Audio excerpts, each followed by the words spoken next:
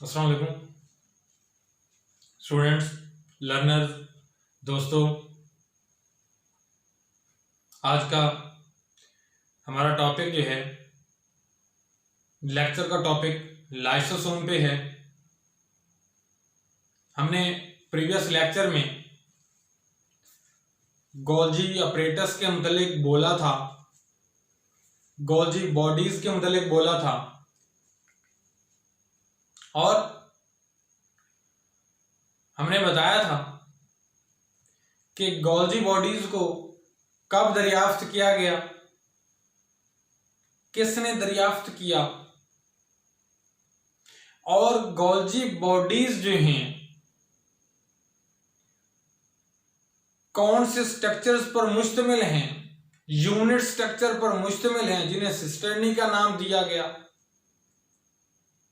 उसके दो फेस जो कि सिस फेस और ट्रांस फेस, फॉर्मिंग फेस और मैच्योरिंग फेस रिस्पेक्टिवली, उनके मुतालिक बताया। फिर वेसिकल्स के मुतालिक बताया कि गोल्जी बॉडीज के पास वेसिकुलर स्ट्रक्चर्स आते हैं। उन वेसिकल्स में कुछ मटेरियल होता है, वो वेसिकल रफ एंडोप्लाज्मिक रेटिकुलम से निकलती हैं कुछ मटेरियल लेके और स्मूथ एंडोप्लाज्मिक रेटिकुलम के जरिए ट्रांसपोर्ट होती हुई गोल्जी बॉडीज के पास पहुंचती हैं, गोल्जी अपरेटस के पास पहुंचती हैं। कौन?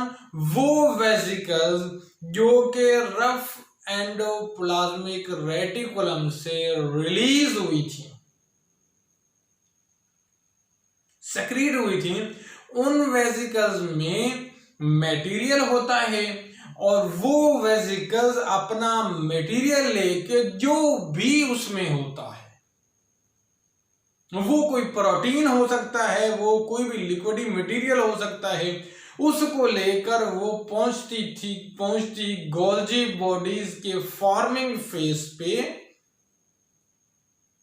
सिस फेस पे, और सिस फेस के पास पहुंचने के बाद वो ट्रेवल करती, वो जो वेसिकल का मटेरियल है वो गोल्जी बॉडीज की मेम्ब्रेन के साथ, उसकी जो मेम्ब्रेन है वो गोल्जी बॉडीज की मेम्ब्रेन के साथ मिल जाती है, अटैच हो जाती है और मटेरियल जो है वो गोल्जी बॉडीज के ल्यूमन में ट्रांसपोर्ट होता हुआ वहां पे उसकी प्रोसेसिंग होती है और वो प्रोसेसिंग भी होती रहती है, ट्रांसपोर्ट भी होता रहता है और वो पहुंचता है किसके पास? गोल्जी बॉडीज के मैच्योरिंग फेज के पास। और वहां से मैच्योरिंग फेज से वो एक्सोसाइटोसिस के जरिए एक वेसिकुलर स्ट्रक्चर बना के वहां से अलग हो जाता है। वो वेसिकल गोल्जी बॉडी से उसके मैच्योरिंग फेज से बड ऑफ हो जाती है और वो जो वेसिकल मैच्योरिंग फेज से अलग हुई वो वेसिकल प्राइमरी लाइसोसोम कहलाती है। मैंने कल कहा था कि वो परऑक्सीसोम भी कहलाती है, उधर से प्रॉक्सीसोम भी इस तरह बनते हैं, ग्लाइऑक्सीसोम्स भी बनते हैं, लाइसोसोम्स भी बनते हैं। जो लाइसोसोम उन गोल्जी अपरेटस के मैच्योरिंग फेज से एक वेसिकल की शक्ल में बड ऑफ होता है, कट ऑफ होता है, वो लाइसोसोम कहलाता है, प्राइमरी लाइसोसोम कहलाता है। तो अब लाइसोसोम की मैंने बात की, तो लाइसोसोम एक्चुअली क्या है? ये दो अल्फाज से मिलकर बना है, लाइसो और सोम। सोमा बॉडी, सोमा का मतलब है बॉडी, लाइसो का मतलब है स्प्लिटिंग, ऐसी जो कि स्प्लिटिंग बॉडी हो। भाई ये स्प्लिटिंग बॉडी क्यों है, क्यों है ये स्प्लिटिंग बॉडी, और अगर ये स्प्लिट होती है तो क्या मकसद है इसके पीछे, किस काम के लिए ये इस्तेमाल होती है, कोई लॉजिक तो होगी ना जो इसका ये नाम रखा गया। वो लॉजिक हम बाद में बताएंगे, वो बाद में हम इस पे बात करेंगे। पहले ये बताना चाहते हैं कि इन लाइसोसोम्स को कब और किसने दरियाफ्त किया। 1948 कुछ बुक्स में लिखा हुआ है, कुछ बुक्स में 1949 लिखा हुआ है। क्या लिखा हुआ है 1948 और कुछ में लिखा हुआ है 1949। जो भी आप समझ लें, इन दोनों में डिडव नामी साइंटिस्ट ने 1948 में डिडव नामी साइंटिस्ट ने क्या किया, लाइसोसोम को आइसोलेट किया, सेल में से इसको आइसोलेट किया, और आइसोलेट करने के बाद इसकी जो है वो इस पे स्टडी की, इस पे रिसर्च की, और इसमें रिसर्च में इसने बताया कि लाइसोसोम जो है वो मेम्ब्रेन बाउंडेड स्ट्रक्चर है जो कि सेल के साइटोप्लाज्म में पाया जाता है, जो कि सेल के साइटोप्लाज्म में पाया जाता है, मेम्ब्रेन बाउंडेड स्ट्रक्चर है। और इस मेम्ब्रेन बाउंडेड स्ट्रक्चर में एंजाइम्स मौजूद होते हैं, और ऐसे एंजाइम्स मौजूद होते हैं जो कि कैटाबॉलिज्म करने में इन्वॉल्व हैं, जो मटेरियल की ब्रेकडाउन में इन्वॉल्व हैं, जो लार्जर कंपोनेंट्स की ब्रेकडाउन करके उनको स्मॉलर कंपोनेंट्स में बदलने में इन्वॉल्व हैं, कैटाबॉलिज्म में मतलब इन्वॉल्व हैं। ये किसने बताया 1948 में या 1949, जो मुख्तलिफ बुक्स में लिखा हुआ है। ये तो डी डव के मतलब बात बता रहा हूं कि इसने एक तो आइसोलेट किया लाइसोसोम को, दूसरा उस लाइसोसोम में पाई जाने वाली एंजाइमेटिक एक्टिविटी जो है उसके मतलब भी बताया। किसके मतलब बताया जी, एंजाइमेटिक एक्टिविटी के मतलब बताया। हाँ, फिर इसी ने डिडव ने 1955 में 1955 में 1955 में इसी ने डिडव ने इस मेम्ब्रेन बाउंडेड स्ट्रक्चर को, इस मेम्ब्रेन बाउंडेड ऑर्गेनेली को, इस एंजाइम रखने वाली ऑर्गेनेली को, वो जो कैटाबॉलिक एक्टिविटीज करने वाले एंजाइम्स रखती है अपने स्ट्रक्चर में, उसको नाम लाइसोसोम दिया। कब 1955 में 1955 में इसने इस ऑर्गेनेली को लाइसोसोम का नाम दिया।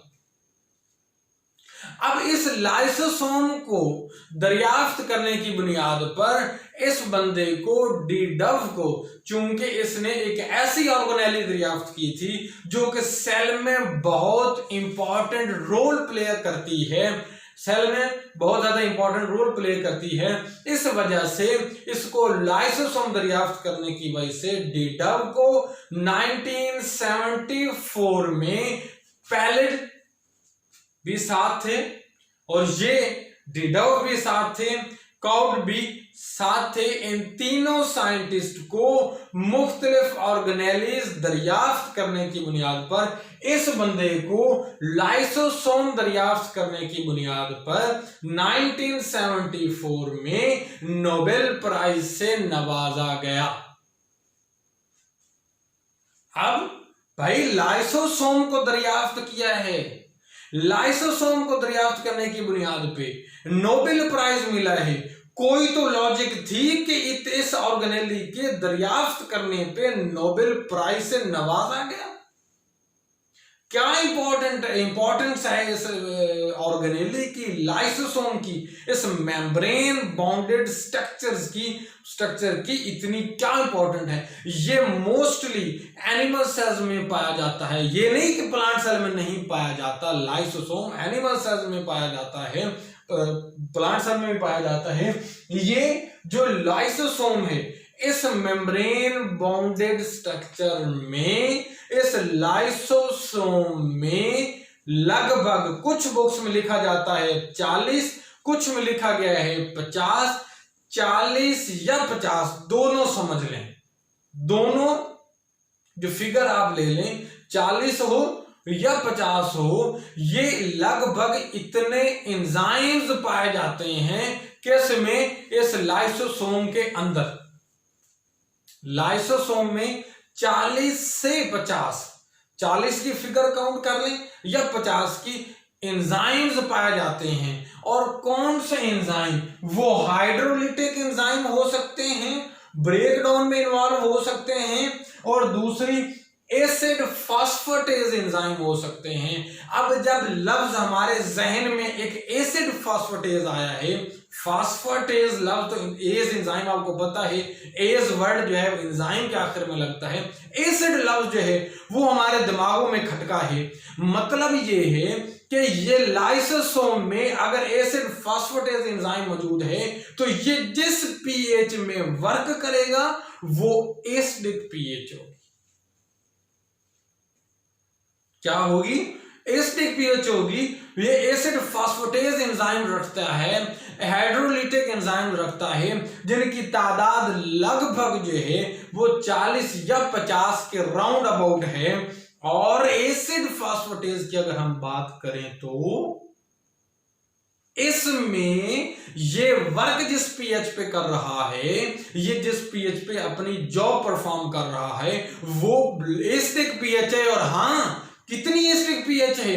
5 पीएच है उसकी। एसिडिक पीएच जो है उसकी वो 5 है जिस पे ये वर्क करता है। और वो एसिडिक पीएच है क्यों भाई? पहली बात तो ये है कि एसिडिक पीएच में वर्क करता है।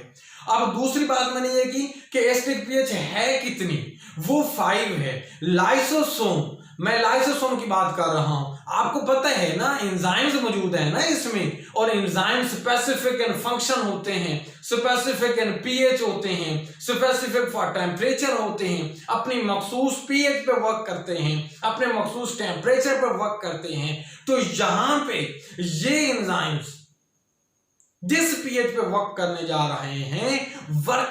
रहे हैं वो 5 की फिगर है। 5 की फिगर पे जो है वो ये एंजाइम्स वर्क करते हैं। अब सवाल ये पैदा होता है, दिमागों में एक सवाल उठता है कि अगर ये एसिडिक पीएच में वर्क कर रहे हैं तो वो एसिडिक पीएच होती क्यों है? वो एसिडिक पीएच हुई कैसे? हाँ जी, ये जो राइबोसोम है, इसकी जो मेम्ब्रेन है, अगर मैं ये कहता हूं कि ये एक राइबोसोम है, ये एक इसकी मेम्ब्रेन है जिसमें ये कवर है, इस मेम्ब्रेन के राउंड अबाउट, इस मेम्ब्रेन में क्या पड़े हुए हैं? प्रोटॉन के चैनल्स पड़े हुए हैं। इस लाइसोसोम की मेम्ब्रेन में प्रोटॉन के चैनल्स पड़े हुए हैं। और वो प्रोटॉन के चैनल, प्रोटॉन आपके जहन में मैंने लफ्ज बोला है प्रोटॉन, आप कंफ्यूज हो जाएंगे कि प्रोटॉन की बात कर रहे हैं। हाँ, क्योंकि हम जानते हैं कि एक प्रोटॉन जो है हाइड्रोजन के प्रोटियम के बराबर है, और प्रोटियम के जो है वो H पॉजिटिव आयन के बराबर है जो है। जब उसमें से एक इलेक्ट्रॉन निकल जाता है तो एक ही प्रोटॉन बचता है। तो इसलिए साइंटिस्ट कहते हैं कि वो हाइड्रोजन का एटम जो इलेक्ट्रॉन लूज कर जाए प्रोटियम, सिर्फ एक प्रोटॉन बचता है तो वो इज इक्वल टू प्रोटॉन है, H पॉजिटिव आयन है। तो मैंने इसलिए यहां पे ये लिखा भी है कि भाई इसके जो है वो पीएच प्रोटॉन चैनल मौजूद है उस मेम्ब्रेन के। तो प्रोटॉन चैनल्स की मूवमेंट की वजह से, उनकी कंसंट्रेशन बढ़ने की वजह से वो प्रोटॉन नहीं बढ़ेंगे, एक्चुअली वो H पॉजिटिव आयन बढ़ेंगे। और आप जानते हैं जब H पॉजिटिव आयन बढ़ते हैं तो पीएच बढ़ जाती है। पीएच इंक्रीज होती है, मतलब यहाँ पे H पॉजिटिव आयन ज्यादा होंगे तो मोर एसिडिक पीएच होगी, तो ये एसिडिक पीएच इन प्रोटॉन्स की वजह से बढ़ती है। आगे है कि इनका डायमीटर कितना होता है, इनका डायमीटर 0.2 से लेकर 0.5 माइक्रोमीटर तक होता है। लाइसोसोम्स का डायमीटर जो है वो 0.2 से लेकर 0.5 माइक्रोमीटर तक होता है, मगर इनका साइज एनिमल बॉडी में थोड़ा लार्जर होता है एज कंपेयर टू प्लांट। अब मैंने ये पहले बताया है कि ये RER से वेसिकल की शक्ल में सेक्रीट होते हैं और आते हैं SCR के जरिए ट्रांसपोर्ट होते हैं किसके पास, गोल्गी अपरेटस के पास। वहां से गोल्गी अपरेटस के मैच्योरिंग फेज से अलग हुए, तो अलग होने के बाद वो प्राइमरी लाइसोसोम बना, वो प्राइमरी लाइसोसोम कहलाया। और प्राइमरी लाइसोसोम जो अलग हुआ, वो प्राइमरी लाइसोसोम जो है वो अलग होने के बाद आता है फूड वैक्यूल के पास। और फूड वैक्यूल आपको पता है वो वैक्यूलर स्ट्रक्चर है, वो मेम्ब्रेन बाउंडेड स्ट्रक्चर है जिसमें खुराक कुछ देर के लिए सेल के अंदर स्टोर होती है। वो मेम्ब्रेन बाउंडेड स्ट्रक्चर जिसमें सेल के अंदर खुराक फूड स्टोर होती है उसे फूड वैक्यूल कहते हैं। ये प्राइमरी लाइसोसोम इस फूड वैक्यूल के साथ मिलता है और फूड वैक्यूल के साथ मिलने के बाद क्या करता है, उस फूड की डाइजेशन में अपना रोल प्ले करता है। भाई सीधी सी बात है, फूड वैक्यूल के साथ मिल रहा है तो प्राइमरी लाइसोसोम वहां पे जक मारने तो नहीं गया, वो प्राइमरी लाइसोसोम जो फूड वैक्यूल के साथ मिल रहा है तो क्या करेगा, वो प्राइमरी लाइसोसोम जो फूड वैक्यूल के साथ मिलेगा तो वो उस वैक्यूल में पड़ी हुई फूड को क्या करेगा, उसकी डाइजेशन में इन्वॉल्व है, उसको डाइजेशन में इन्वॉल्व होगा और उसकी डाइजेशन के बाद जब वो प्राइमरी लाइसोसोम फूड वैक्यूल के साथ मिलेगा तो इस वक्त इस कंडीशन में जब प्राइमरी लाइसोसोम फूड वैक्यूल के साथ मिल चुका है तो वो उस वक्त सेकेंडरी लाइसोसोम कहलाएगा। उस वक्त वो क्या कहलाएगा, सेकेंडरी लाइसोसोम कहलाएगा। कब, जब प्राइमरी लाइसोसोम फूड वैक्यूल के साथ मिलेगा तो उस वक्त वो क्या कहलाएगा, सेकेंडरी लाइसोसोम कहलाएगा। अब मैं बात करता हूं कि इस लाइसोसोम के फंक्शंस क्या हैं, कौन कौन सा फंक्शन परफॉर्म करता है। ये लाइसोसोम में इसका पहला फंक्शन जो है वो इंट्रासेलुलर डाइजेशन है, not intercellular but intracellular, within cell, एक सेल के अंदर जो डाइजेशन है वो परफॉर्म करता है।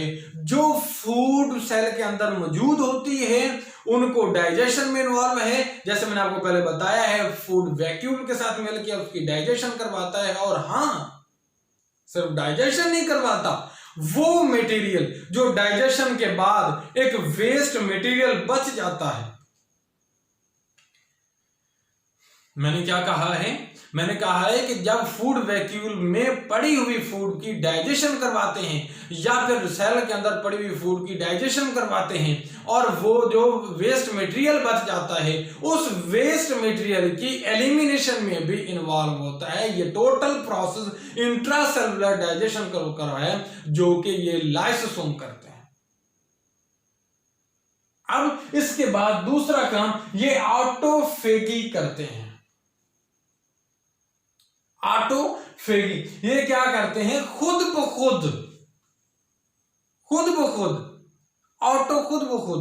ये डाइजेशन में इन्वॉल्व है। खाते हैं, किसको खाते हैं, अनवांटेड स्ट्रक्चर्स जो सेल के अंदर अनवांटेड स्ट्रक्चर्स हैं जिनकी जरूरत नहीं है सेल के अंदर, जिस मटेरियल की जरूरत सेल के अंदर नहीं है वो वाफिर मिकदार में मौजूद है, वो फालतू है, उसकी जरूरत नहीं है, वो वेस्ट मटेरियल है, अनवांटेड मटेरियल है, उसको ये क्या करेगा, या तो उसको इनगल्फ कर लेंगे या उसको डाइजेस्ट कर लेंगे। क्यों, हम जानते हैं कि इसके अंदर हाइड्रोलिटिक एंजाइम्स भी मौजूद हैं, इसके अंदर एसिड फॉस्फेटेज एंजाइम भी मौजूद हैं जो इसके कैटाबोलिक एक्टिविटीज इसमें परफॉर्म करते हैं और उस अनवांटेड मटेरियल की डिग्रेडेशन करते हैं, उसकी तोड़फोड़ करते हैं, उसको खत्म करते हैं ताकि सेल की सफाई सुथराई का निजाम जारी रहे और उसमें वेस्ट मटेरियल जो है वो अकुमुलेट ना हो,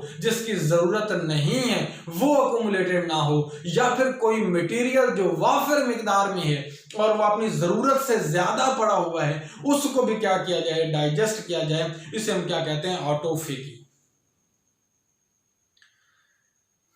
क्या कहते हैं हम इसे, ऑटोफेगी कहते हैं। उसके बाद क्या है, ऑटोफेगोसोम, खुद वो खुद डाइजेस्ट करते हैं। सोमा लफ्ज मैंने पहले बोला है बॉडी की, तो सेल के अंदर अब बॉडीज और भी मौजूद हैं भाई, और भी बॉडीज मौजूद हैं। मैं यूं कहना चाहता हूं कि और भी ऑर्गेनेलीज मौजूद हैं।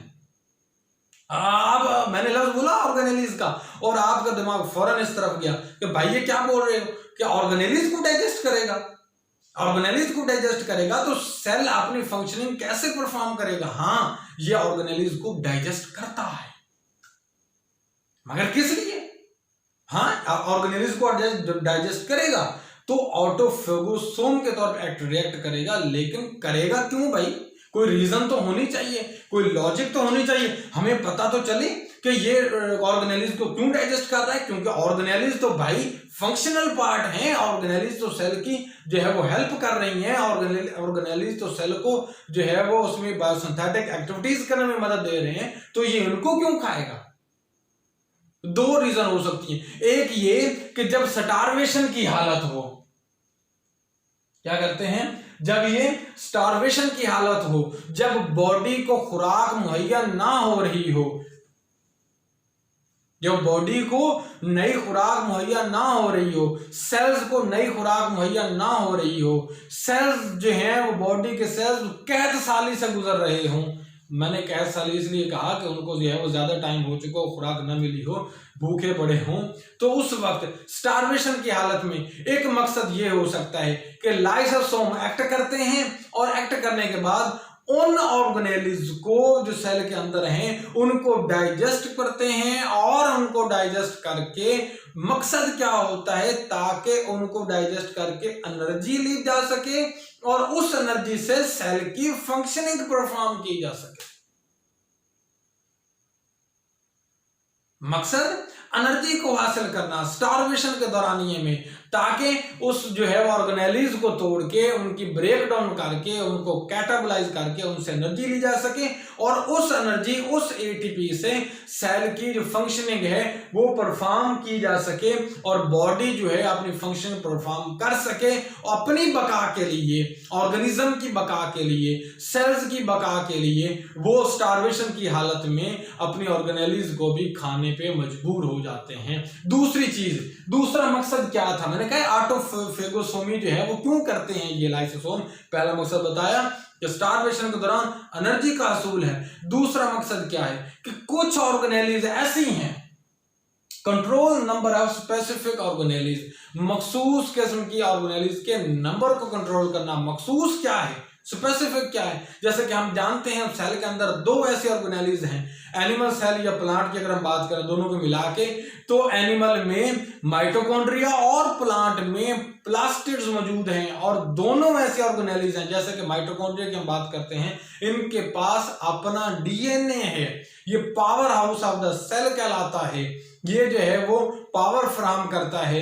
ये क्या करता है कि ये इससे एटीपीज मिलती हैं, उसकी ब्रेकडाउन में इन्वॉल्व है, तो क्या किया जाता है, ये क्या करता है, माइटोकॉन्ड्रिया सेल के मरहूने मिन्नत नहीं है, सेल के डीएनए पे डिपेंड नहीं करता है कि भाई सेल का डीएनए चाहे तो ये रेप्लिकेट करे, इसकी तादाद बढ़े, ना बिल्कुल नहीं, इसका अपना डीएनए है। जब जब जरूरत पड़ती है, जब जब इसकी चाहे तो सेल की डिवीजन पे इसका कोई निजाम नहीं है, ये खुद रेप्लिकेट करता है, खुद जो है वो अपनी तादाद बढ़ाता है। तो अगर ऐसा हो कि इसकी जरूरत पड़े, माइटोकॉन्ड्रिया की बॉडी को एनर्जी की ज्यादा जरूरत पड़े और माइटोकॉन्ड्रिया जो है अपनी तादाद बढ़ाते जाएं बढ़ाते जाएं बढ़ाते जाएं, इंक्रीज कर दें, तादाद इतनी ज्यादा इंक्रीज कर दें, फिर ऐसी जरूरत पड़े कि बॉडी को इतनी एनर्जी की जरूरत ना हो और माइटोकॉन्ड्रिया जो हैं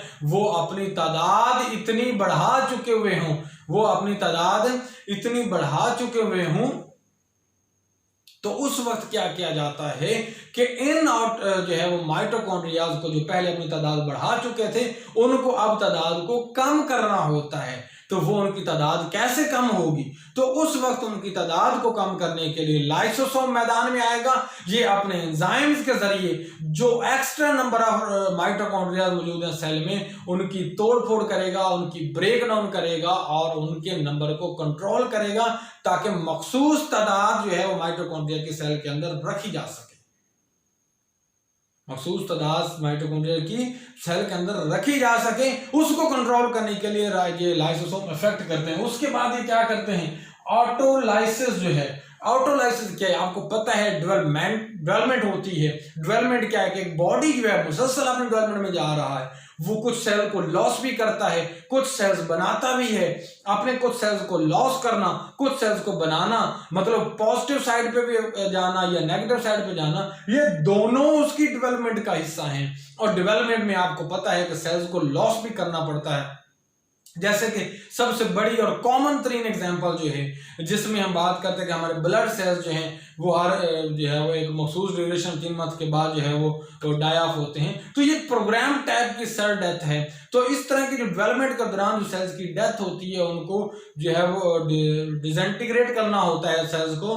तो ये कौन करवाता है, ये लाइसोसोम करवाते हैं। और उसकी जो है कमिटेड सेल डेथ के नाम से जाना जाता है क्योंकि कन्फर्म है भाई उन्होंने मरना ही मरना है, कन्फर्म है उन्होंने मरना है, उनको मारना है क्योंकि उनके बाद नए बनेंगे। ठीक है ना। तो ये क्या कहलाती है, ऑटोलाइसिस कहलाती है। उसके बाद इसको सुसाइडल बैग्स के तौर पे कहा जाता है कभी कभी। भाई सुसाइडल बैग्स क्यों, खुदकुशी करते हैं ये। हाँ खुदकुशी करते हैं, कैसे, क्योंकि इनके अंदर जो मैंने आपको बताया है 40 के 50 के लगभग एंजाइम्स पड़े हैं। सम टाइम ऐसा होता है, कभी कभार ऐसा होता है कि ये क्या करते हैं, ये लाइसोसोम ब्रस्ट हो जाता है, लाइसोसोम फट जाता है, इसकी मेम्ब्रेन फट जाती है। जब इसकी मेम्ब्रेन फट जाती है तो इसमें से एंजाइम्स बाहर निकल आते हैं,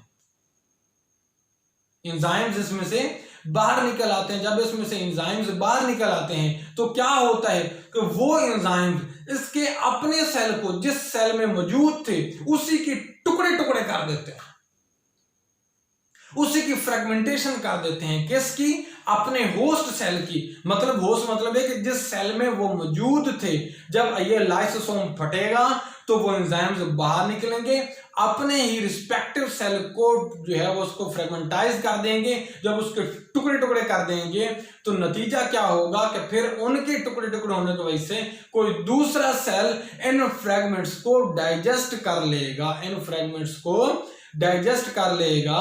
तो जब उसको डाइजेस्ट कर लेगा तो अब इस प्रोसेस को ये इसलिए इस वजह से इन लाइसोसोम को सुसाइडल बैग्स कहा जाता है कि ये अपने ही सेल की तबाही का सबब भी बनते हैं, अपने ही सेल की तोड़फोड़ में मदद देते हैं दूसरे सेल के लिए समटाइम। तो जब ये ऐसी एक्टिविटी करेंगे तो उस वक्त इनको सुसाइडल बैग्स कहा जाता है।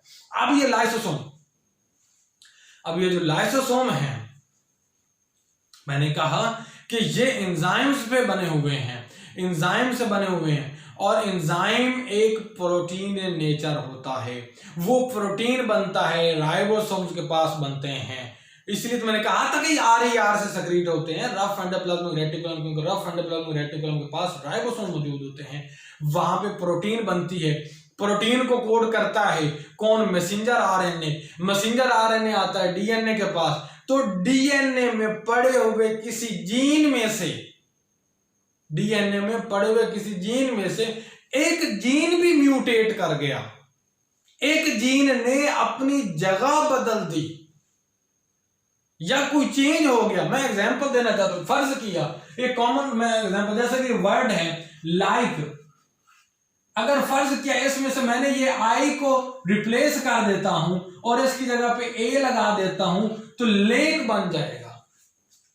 देखो एक अल्फाबेट को रिप्लेस किया, लाइक में से आई को रिप्लेस किया, ए को लगा दिया। लाइक का मतलब आप जानते हैं क्या है और लेक का मतलब क्या है वो भी जानते हैं कि ये दोनों का बड़ा डिफरेंस आ गया। सिमिलर इन दिस कंडीशन कि डीएनए के अंदर अगर एक भी अल्फाबेट को एक जीन समझ लो, एक बेस समझ लो, जब ये रिप्लेस हो गई, चेंज हो गई, तो म्यूटेशन आ जाएगी, तो जो स्ट्रक्चर बनने जा रहा था वो नहीं बन पाएगा। अब ऐसी कंडीशन में कि लाइसोसोम में या तो एंजाइम्स बनते ही नहीं है, और अगर बनते हैं तो म्यूटेट हो जाते हैं, सम टाइम यानी एबनॉर्मल कंडीशन में म्यूटेट हो जाते हैं, तो वो अपना फंक्शन परफॉर्म नहीं कर पाते। तो जिस मटेरियल को इन्होंने कैटाबोलाइज करना था, जिसकी तोड़फोड़ करनी थी, और उस मटेरियल की तोड़फोड़ ये नहीं कर पाते, उसकी ब्रेकडाउन ये नहीं कर पाते, तो वो स्टोर हो जाता है। वो मटेरियल क्या हो जाता है?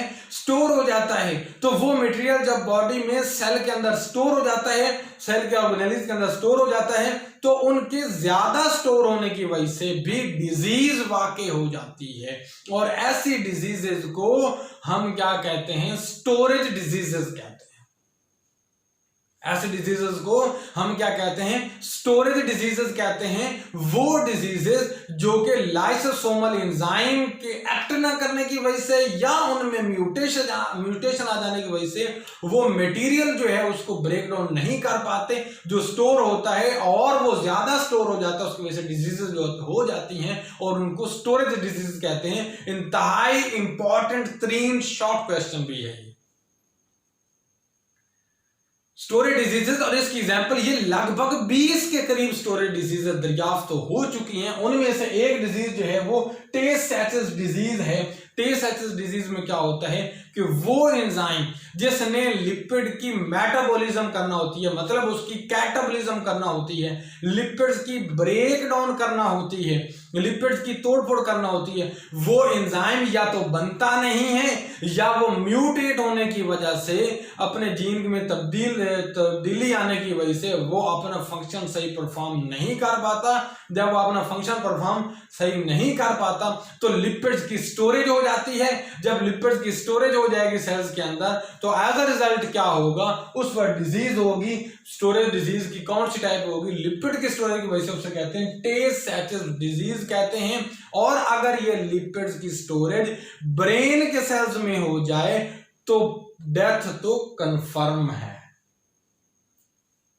इन मोस्टली केसेस 90+ केसेस में अगर ये लिपिड ब्रेन के सेल्स में स्टोर हो जाए तो उस वक्त क्या है कि डेथ वाकई हो सकती है, जो है वो ये बहुत ज्यादा फैटल डिजीज हो सकती है उस वक्त। दूसरी इसकी एग्जांपल मैं क्या देने जा रहा हूं स्टोरेज डिजीज की, लाइसोसोम के हवाले से, ग्लाइकोजेनोसिस टाइप 2।